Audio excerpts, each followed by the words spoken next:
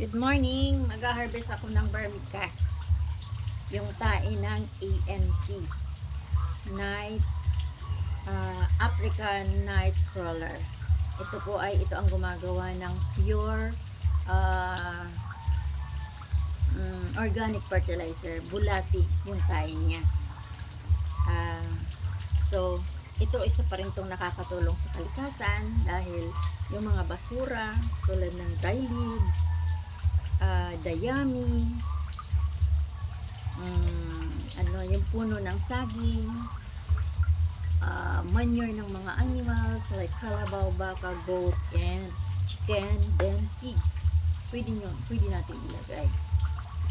Karton po, pwede na natin ilagay yan. Kinakain siya, mga papil, kinakain niya, basta basa-basain lang. So now, kailangan natin mag-gloves. Kailangan natin ng palanggan. Kailangan natin ng pala. So, kailangan din natin yung lilipatan ng worm. So, tingnan niyo ang worm, oh. Ito ang worm. Mamaya, naka-harvest tayo. Napakaano nito, napakahalaga ng ating organics. Hindi na tayo masyadong nakakatipid, hindi na tayo masyadong bumibili ng mga synthetic fertilizer. Ito yun. Ito ang bulati. Yan. So, ito ay kailan ko lang ilinagay eh. So, ngayon, oras na nang kunin natin yung tain niya. You need pala. Palangin na natin. Okay. Tapos, pipiliin na natin yung mga bulati atin yun. Yan ang bulati. Pipiliin na natin, mulay dyan. Bago kayo mag-harvest, it should be na mayroon na kayong paglilipatan. Dahil ito po pwedeng ilagay lang ninyo sa isang tabi dahil magpe-prepare pa kayo. Ito ay layasero. Once na hindi sila comfort sa tirahan nila o kaya nagugutom-gutom, ito po ay layasero. Tatakasan kayo. So mahirap nito at magiging pis ito ng pananim. So kaya kailangan busugin nyo at alagaan. Laging basa-basa. Ang kulungan ay medyo may kaunting part na elevated dahil pwede na kayong kumuha sa portion na yun sa nakakataas na gamitin niyo sa halaman niyo. Pero may mga process pa na ginagawa bago nyo gamitin sa tanim. Dapat walang matirang bulati doon sa vermicast na i-apply ninyo sa iyong halaman. Dahil iyon din ang sisira ng halaman niyo. So, paano ang gagawin? Pagkatapos ng ganito, isilid na muna sa isang sako kasi yung mga eggs niyan dapat mahats. Yung mga hindi ko napulot, dapat lumaki muna. And then, pupulutin nyo ulit. Ihiwalay ninyo ulit. Then, i-sprayhan natin ng insecticide para mamatay yun. Mamatay yung mga natira pa doon na bakterya bago natin ilagay sa ating pananim. Biladin, i-dry, isak, and then 1 week naman sa panin. Ako kasi sinasala ako. Kaya maganda. So, ito po ay binibenta. Ang bulati, binibenta ko pa rin. So, kaya, gusto, avail na. O, ito na. Pulutin na natin. Namaya, ipapakita pa sa inyo yung panibagong lilipatan ng mga ANC. Kasi na-experience ko nung hindi ko siya nabasa, naglalayas, tumatakas pag gabi. Makikita mo sa isang katabing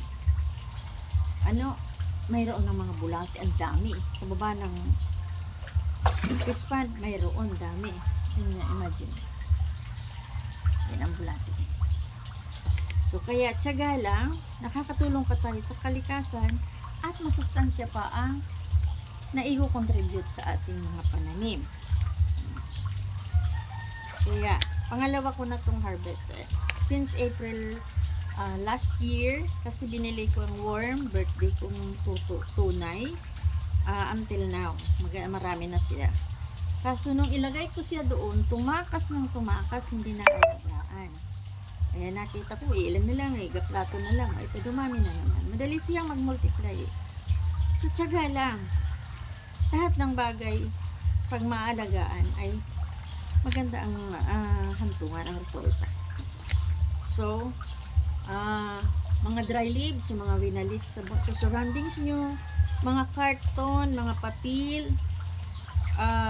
dayami, manure ng kalabaw, baka, goats, lahat ng tai. I-dry naman niyo kasi hindi naman yun magandang ilalagay ninyo na basa siya o bagong tai. Chicken manure, yung mga sa poultry. Ako bumibili ako ng mana kalabaw manure, isang sako sa Bini. 100 ang bili ko. Sa mga bata dyan. Marami nagbo-volunteer na kukuha ng tai. So, at least nakakatulong ako sa mga bata. So, ito ang magandang paraan kung paano natin paano tayo makakontribute sa ating kalikasan. Kaya pag malayo pa ang pag-transfer ko ng mga bulati, iniimbak mo na yung mga dry leaves sa sako, tinatambak. Darating man yung pagta-transfer ko, medyo nabubulok-bulok na. Iyon ang mas maganda. Yan ang mas maganda kasi madali na nilang kainin. So ito naman, pag ang lalaki, ang tataba, tataba, bulati. Yan. Ang tingsyaga lang. Mga 10 sako ata ito ang na-harvest dito. Tama-tama, stay at home na ako. Meron na ako vermicast na marami. Isa pa, may plantation ako ng grapes. Ito ang kailangan. So, matagal-tagal pa itong magamit. 1 buwan pa Kasi papalakihin ko pa itong mga naiwan ditong eggs Ayan, may mga maliliit pa Then, ito-dry pa to. Kasi papatayin pa yung mga insekto dito. Kaya ito para hindi maapektuhan yung plants natin. So, kung gusto mag-avail, pwede rin po. Kundi, ipopost ko na lang po. Kung pwede na. Kasi marami pang proseso po.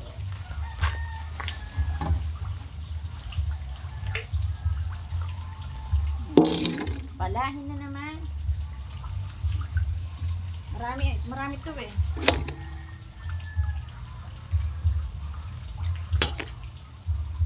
Imagine nyo, ang laki-laki. Isang katerbay. Punong-puno tong hole na to ilang buwan lang. Ubus nila. Grabe, ang ganda Ito po talaga. Noong nag-umpisa pala ako sa mga plantitas, bumibili ako sa online ng vermicast. Magkano ang kilo? Ang mahal. Hindi ko pa alam kung pure na vermicast yun. O baka may halo na yun na Kasi ang tagal mag-culture ng Maraming proseso. So ito, minabuti kung nagkaroon ng ganito. Nakakatulong pa tayo sa environment. Na walang sunog, walang nagsusunog. Yung mga dahon, at least na isi-save ko. Yung mga lahat, kain ng manok dyan, pinapawalis ko para ilagay dito. Yung mga karton, mga papel, kailangan ipunin ninyo sa isang tabi kung mayroon kayong ganito. Kasi hindi na kayo magsusunog ng marami. Kaya plywood nga tingnan nyo. Ito tingnan nyo ang karton. Di pa to na kailan lang ito ilinagay ko tingnan nyo to. Ito na. Tingnan mo ang kasi wala na yung takip niya Ayan. Kinakain nila lahat Sako lang at bato saka plastic ang hindi nila nakakain. Diba?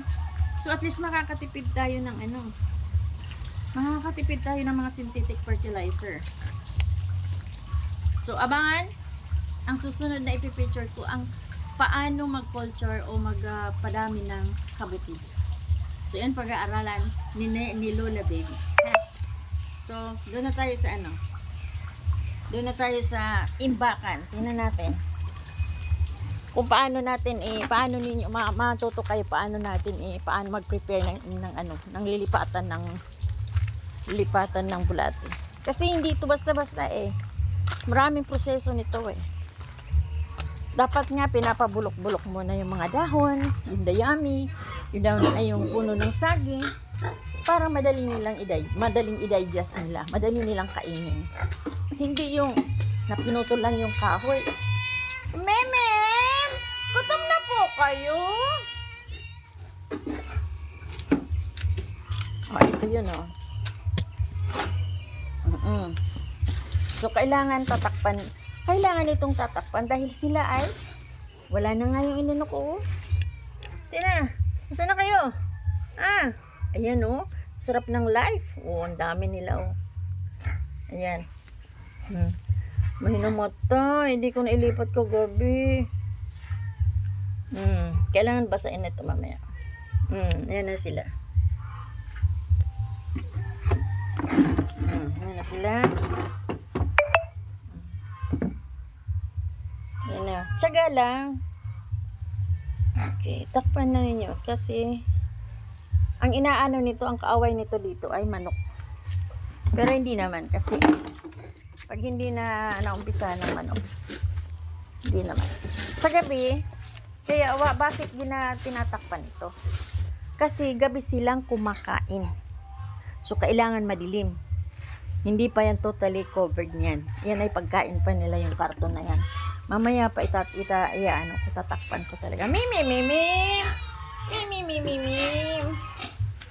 So, iyan ang ang unang proseso ng mag-prepare muna ng lalagyan bago mag-transfer para hindi mawala yung yung inyong bulate. Dahil layas to Wala lang tubig or dry yung kanilang tirahan, lalayasan kayo.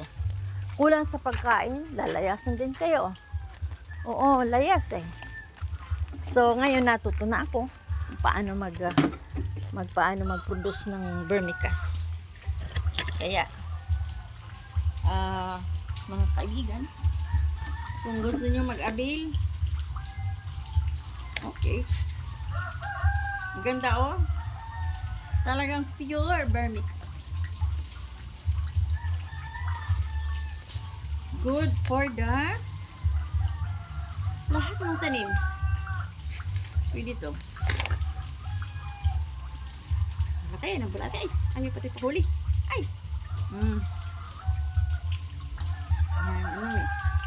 Kaya yung mga bata ayaw, takot baka daw sila kagatin pag nakakakuha ng malaki. So, Happy New Year everyone! Keep on watching kung ano man ang aking mga i-upload. This is regular na. Lahat ng bagay-bagay sa aking environment ay isi-share ko sa inyo.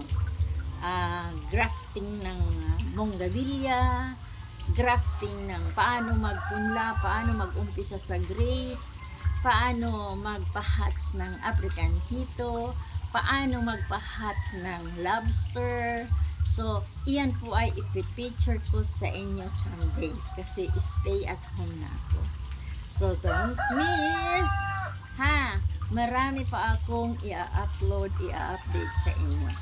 Lahat ay ituturo ko sa inyo one by one, step by step. Ito pa lang, Ito pa lang.